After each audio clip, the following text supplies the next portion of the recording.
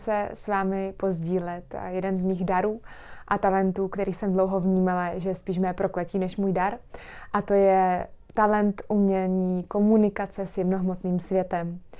A v tomto jemnohmotném světě se nachází celá škála různých jemnohmotných bytostí. Dá se promluvat skrz to i s kameny, zvířaty, elementy.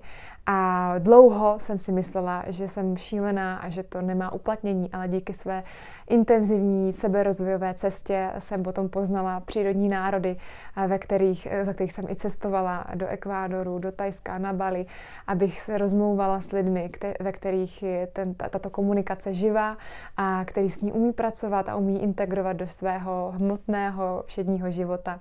A tak jsem se to naučila i já a dnes již tady stojím pevně ukotvená v tomto daru a řekla jsem si, nebo Sirius mě k tomu pozval, že už je nejvyšší čas tento dar začít sdílet s ostatními.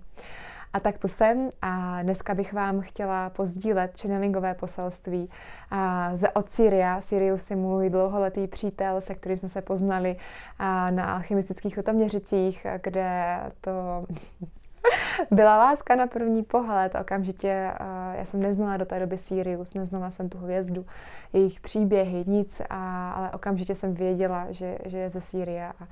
A já dodnes nečtu, nekoukám se, nikoho nesleduju, kdo komunikuje s bytostmi se Sýrie, takže já nevím, co v tom poli je a jenom čerpám z toho, co mám já z našeho vztahu a ze svého zdroje zkušeností a prožitků.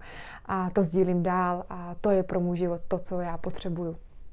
A Sirius je pro mě velkým přítelem a symbolem toho, jak se vyrovnat s temnotou, jak pracovat s temnotou, protože to bylo pro mě v životě velké téma. Já jsem taková hvězdička svítivá, která furt chtěla jenom lásku všude kolem sebe. A temnota pro mě byla nepochopitelná. I přesto, že jsem brala drogy, byla jsem na ulici, i přesto, že jsem v té temnotě byla v podsvětí mafiánské, pražské. Takže jsem znala tu temnotu opravdu velmi surovou, velmi hnusnou a hmatatelnou. Sama jsem měla anorexii, bulimii, několikrát se pokusila o sebevraždu, takže jsem žila hodně v té temnotě. A nechápala jsem jí a furt jsem měla takový to, jakože ji odmítám, sunu někam na druhou stranu a je tady to světlo a ta radost a láska, jenom v tom dokážeme být. A Sirius mi pomohl to zintegrovat a naučit se s tím pracovat. Až do bodu, kdy se mi otevřela tak Lemulská říše, která mi zase pomáhá jít úplně do role pozorovatele a nesvádět se do těch houpaček tam a tam a tam, ale jít do toho pozorování, do té neutrality. Jo? Teďka to je jako nová fáze, ale Sirius byl tady v té fázi a já vnímám, že dokáže i skrze knihu, kterou jsme společně i s Karlem Báťou vydali a kterou ilustroval Adam Maure, kde jsou obrázky, i v tom textu jsou otištěné frekvenční kódy, které mění a odblokovávají naše programy, které nám nefungují, převibrovávají nás na příjemnější úroveň bytí. Takže i v té knize to poselství je a já vím, jak to s vámi pracuje a vím, jakou sílu to má. Proto jsem se rozhodla dál o knize mluvit a šířit to i trochu jinak, než jenom skrze tu četbu, ale i skrze to poselství, které Sirius nese. A mluvit o temnotě, o integraci a určité transformaci. No a teď už nechám promluvit Siria, který k tomu má co říct a který by vám k tomu chtěl předat za sebe své poselství. Nechám ho promluvit skrze svůj hlas, skrze své tělo. Pak, když dokážete se napojit na něj, tak můžete se napojit na něj a čerpat z něj, kdykoliv ho navštívit, napsat Karlovi. Teďka je tady u nás v Healing Templu. On tak různě cestuje a velmi doporučuji si k němu přijít a pobít s ním. A teď tady nechávám průchod skrze mě, skrze můj profil, můj filtr.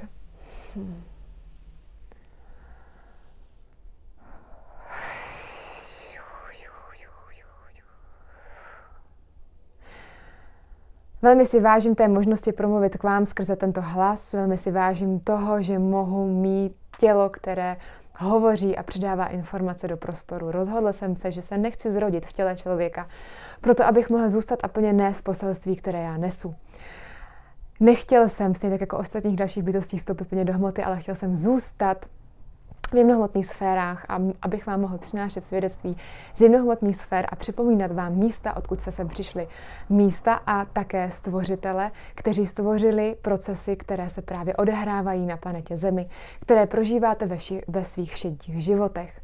Proto jsem zůstal ve formě, které jsem, a také jsem se rozhodl, že se trochu zmotním do hmoty skrze sochu, kterou působím a předávám, a skrze četbu a knihu, která je také ve hmotě otištěná.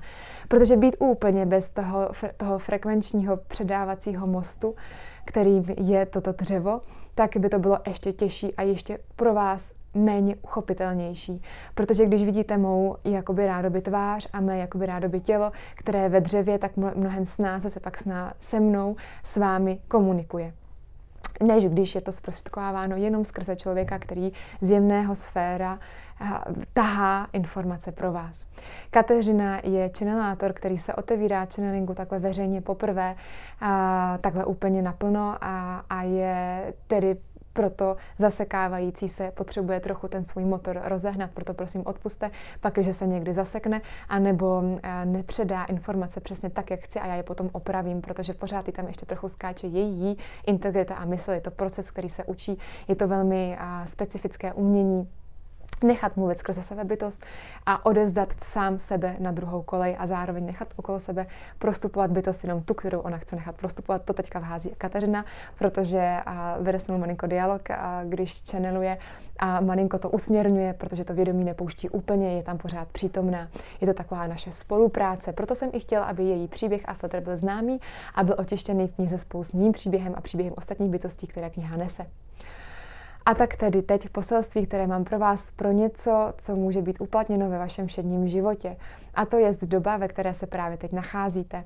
Doba je velmi renovující se, je velmi transformační. Je to doba, ve které přichází velká jasnost a ve které to, co je temné, vychází na povrch.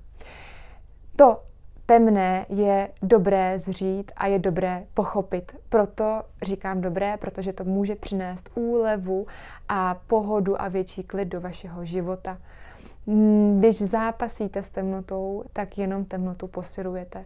Když jdete do svého středu, když jdete do svého vědomí, do svého přijetí lidství, do svého potenciálu, můžete uzřít temnotu z role pozorovatele a pak s ní začít pracovat.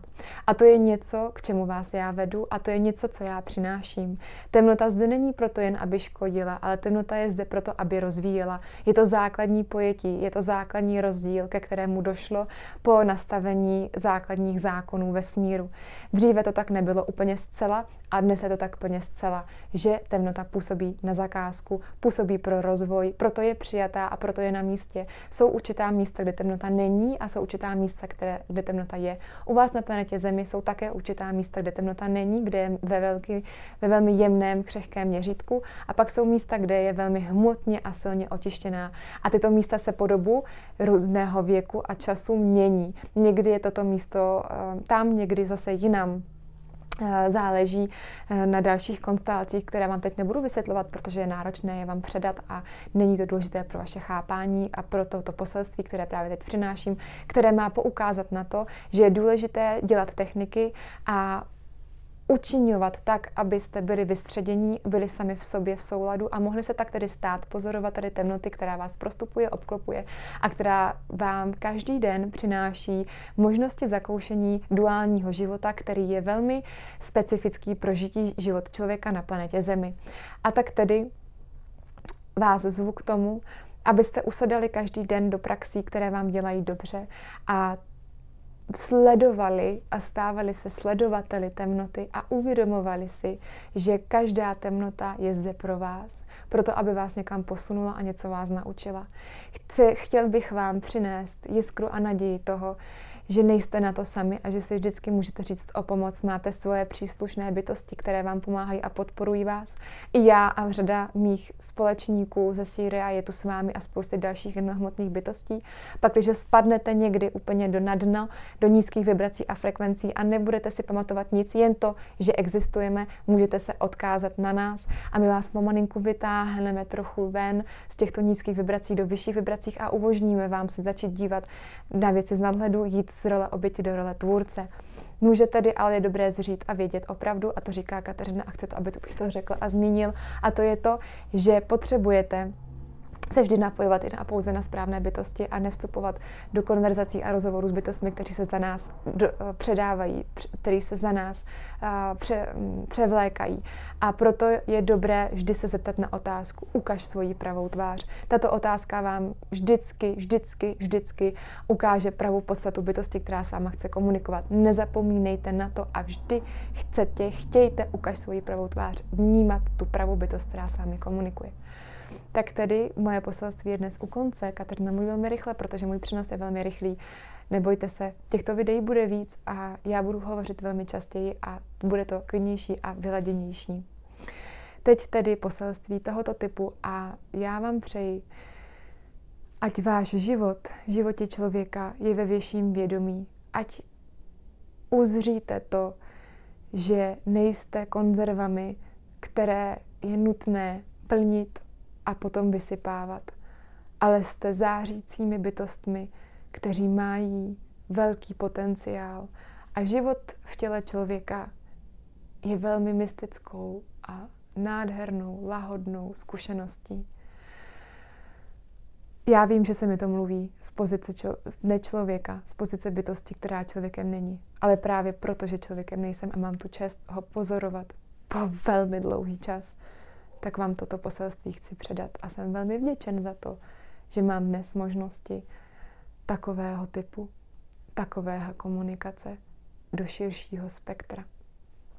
Děkuji vám a končím své poselství. Loučím se s vámi, Sirius, strážce brány.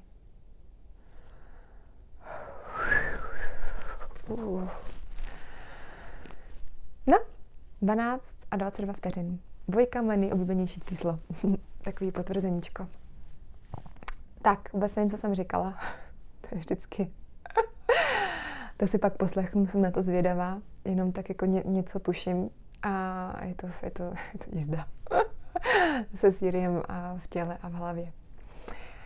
Tak doufám a věřím, že to, co vám předal, věřím určitě, protože je to přítel, který i mě hodně pomáhá a jeho poselství pro mě jsou velmi, velmi cenná. Takže to pro vás bylo inspirací. Napište mi do komentářů, dejte mi vědět, jak to na vás působí, co to s vámi dělá. Šiřte to dál a já se na vás budu těšit zase u dalšího takového videa, kde budeme sdílet poselství, možná nejen ze Siria, ale z dalších bytostí z jednohotného světa, protože věřím, že je to skvělé obohacení, takhle ten život v hmotě si opestřit tady tím. A je to taková skvělá hra prostě a mě to moc baví takhle si tu hru hrát. Tak jo, mějte se nádherně a přeju vám krásné dny. Ahoj.